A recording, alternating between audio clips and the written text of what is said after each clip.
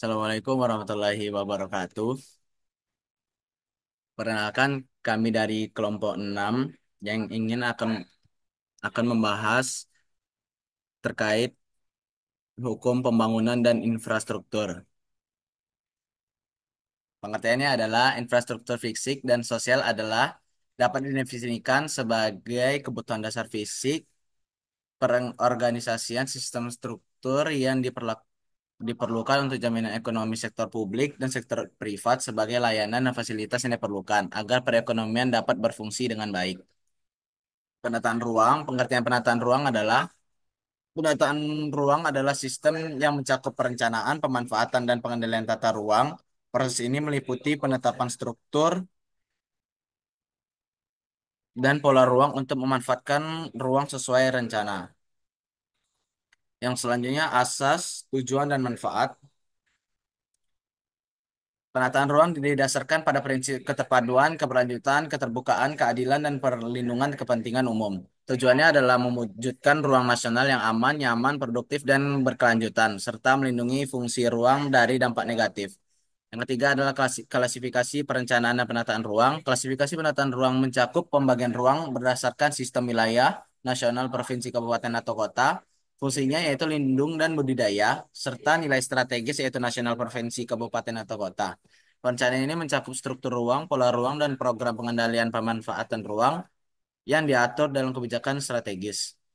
Yang keempat ada hak kewajiban dan peran masyarakat. Masyarakat berhak mengetahui rencana, tata ruang, menerima ganti rugi jika terdampak, dan dapat menggugat pembangunan yang tidak sesuai rencana.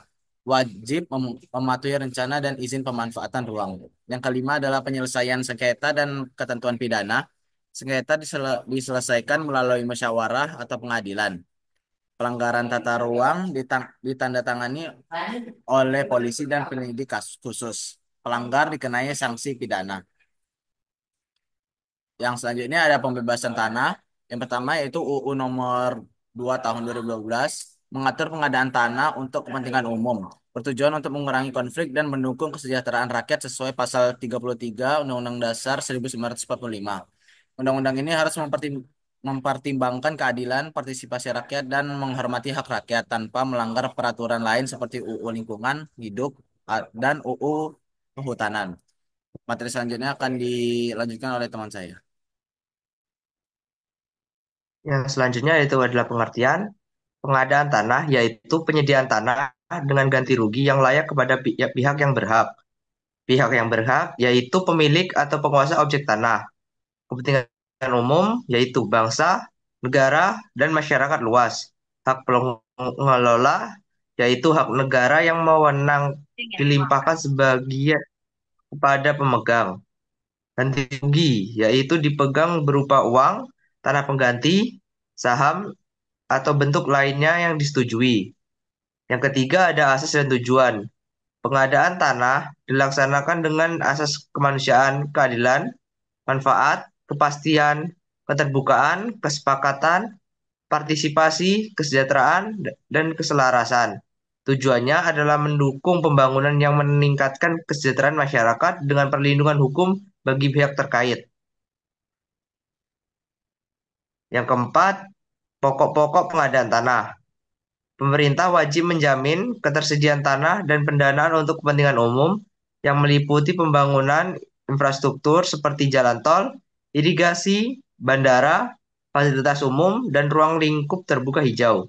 Yang kelima, ya penilaian ganti rugi. Lembaga pertanahan menetapkan penilaian untuk objek pengadaan tanah. Ganti rugi diberikan sesuai dengan kesepakatan, biasanya berupa uang, tanah pengganti, atau bentuk lainnya. Yang keenam ada pelepasan tanah instansi. Pelepasan objek tanah yang dikuasai pemerintah dilakukan sesuai peraturan dan dilakukan oleh pejabat berwenang. Yang ketujuh, hak, kewajiban, dan peran masyarakat.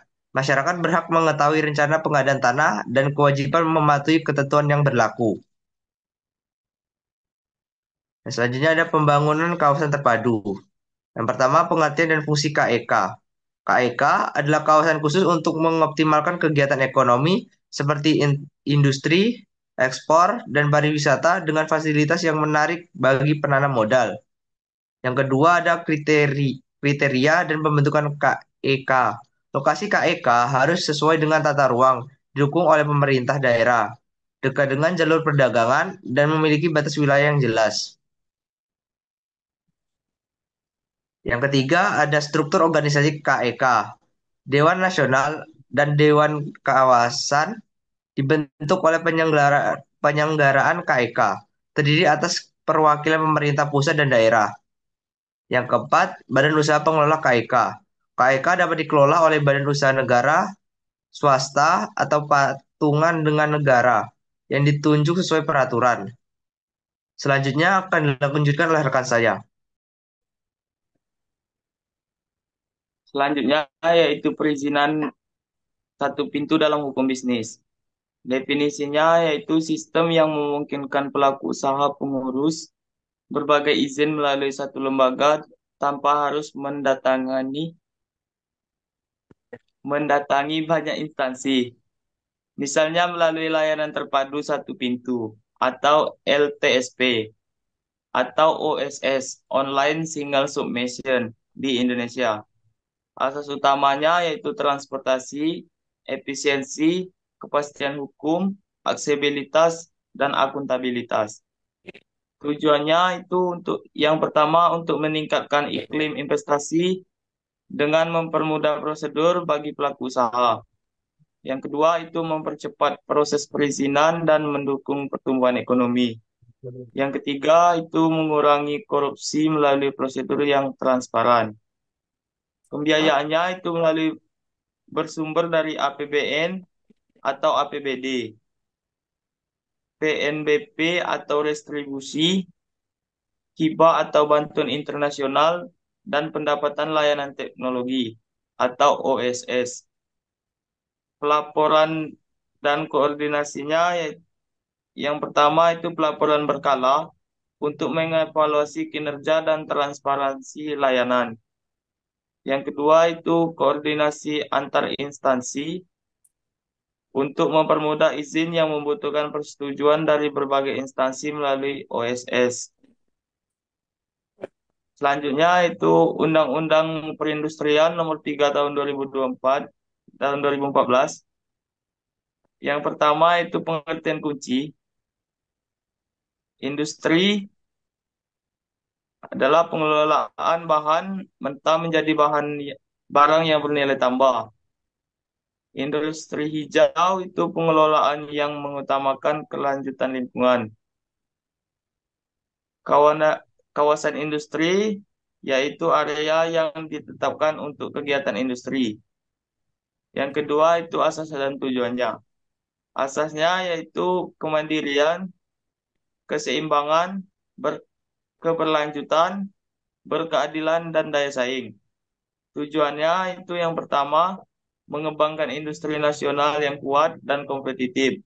Yang kedua yaitu meningkatkan lapangan kerja. Yang ketiga, melindungi lingkungan dan memastikan keberlanjutan. Nomor tiga, Rencana Induk Pembangunan Industri Nasional atau RIPIN adalah dokumen strategis yang menjadi acuan utama dalam membangun industri di Indonesia.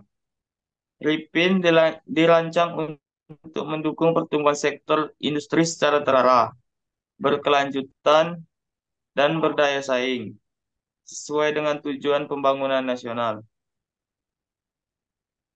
Yang keempat, perwilayahan industri adalah pendekatan dalam pembangunan industri yang bertujuan untuk menciptakan keterpaduan antar sektor, industri, dan potensi wilayah tertentu. Dalam konteks Rencana Induk Pembangunan Industri Nasional atau RIFIN, perwilayahan industri dirancang untuk mendukung pemerataan pembangunan, meningkatkan efisiensi logistik, dan memperkuat daya saing industri di tingkat nasional maupun global. Selanjutnya akan disampaikan oleh rekan saya. Selanjutnya, Standar Kompetensi Kerja Nasional Indonesia atau SKKNI adalah standar yang disusun sebagai pedoman untuk mengukur dan memastikan kompetensi tenaga kerja di Indonesia. SKKNI ditetapkan oleh pemerintah melalui peraturan yang mengacu pada kebutuhan dunia kerja dan bertujuan untuk meningkatkan kualitas sumber daya manusia serta daya saing tenaga kerja pasar domestik dan internasional. Yang keenam yaitu kreativitas dan inovasi masyarakat. Adalah dua elemen penting mendorong kemajuan sosial, ekonomi, dan budaya suatu bangsa. Kreativitas mencakup kemampuan menciptakan ide atau solusi baru. Sementara inovasi adalah proses mengimplementasikan ide-ide tersebut menjadi sesuatu yang bermanfaat, baik berupa produk, layanan, atau proses. Yang ketujuh yaitu pembiayaan dan kemudahan pembiayaan. Konsep pembiayaan adalah penyediaan dana oleh lembaga keuangan atau pihak lain kepada individu atau badan usaha untuk mendukung kebutuhan tertentu, baik konsumtif maupun produktif. Dalam konteks produktif, pembiayaan digunakan untuk kegiatan yang dapat meningkatkan nilai tambah seperti investasi, pengembangan usaha, atau pembangunan infrastruktur. Selanjutnya, kemudahan pembiayaan.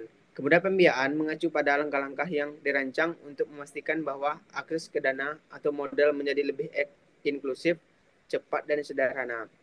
Ini melibatkan kebijakan teknologi dan inovasi keuangan yang memungkinkan lebih banyak pihak, khususnya masyarakat kecil dan pelaku UMKM, memperoleh akses pendanaan.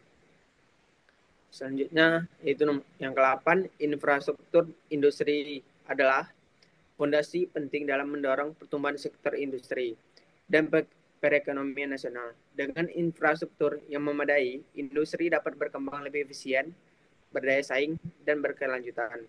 Tantangan dalam pengembangan infrastruktur dapat diatasi melalui kolaborasi antara pemerintah, swasta, dan masyarakat, serta dengan memanfaatkan teknologi dan inovasi modern. Selanjutnya yang ke-9 yaitu industri kecil dan industri menengah adalah tulang punggung perekonomian nasional yang memberikan kontribusi besar dalam menciptakan lapangan kerja, mendorong inovasi, dan menggerakkan ekonomi daerah. Meski menghadapi berbagai tantangan, IKM memiliki potensi besar untuk berkembang dengan dukungan pembiayaan, teknologi, dan kebijakan yang mendukung. Dengan strategi yang tepat, IKM dapat menjadi motor penggerak pembangunan yang berkelanjutan dan inklusif. Yang ke-10 yaitu industri strategis. Merupakan sektor yang sangat vital bagi pembangunan dan kemandirian bangsa. Meski menghadapi berbagai tantangan, sektor ini memiliki potensi besar untuk menjadi motor penggerak pertumbuhan ekonomi dan daya saing Indonesia di pasar global. Dukungan berupa investasi, inovasi teknologi, dan kebijakan pemerintah sangat diperlukan untuk memaksimalkan kontribusi industri strategis dalam mewujudkan visi Indonesia sebagai negara maju. Dan yang ke-11 yaitu peran serta masyarakat adalah kunci keberhasilan dalam pembangunan yang inklusif dan berkelanjutan. Dengan meningkatkan keterlibatan masyarakat, program pembangunan tidak hanya akan lebih efektif, tetapi juga menciptakan dampak positif yang lebih luas dalam memperkuat kualitas hidup warga. Pemerintah, lembaga swasta, dan organisasi masyarakat perlu terus mendorong dan memfasilitasi peran aktif masyarakat dalam berbagai aspek pembangunan. Yang selanjutnya G, lembaga pembiayaan infrastruktur. Pembangunan infrastruktur adalah Indonesia membutuhkan pembiayaan jangka panjang dengan bunga rendah dan izin yang sederhana. Lembaga pembiayaan infrastruktur dapat mendukung investasi di sektor-sektor penting seperti kawasan ekonomi khusus, transportasi, dan energi. Karena investasi ini mahal dan berjangka panjang, sektor swasta membutuhkan jaminan pendanaan khusus.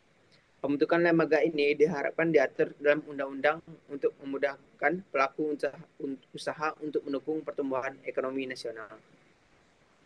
Sekian dari saya. Terima kasih. Itu saja pemaparan materi dari kelompok 6. Lebih kurangnya mohon maaf. Assalamualaikum warahmatullahi wabarakatuh.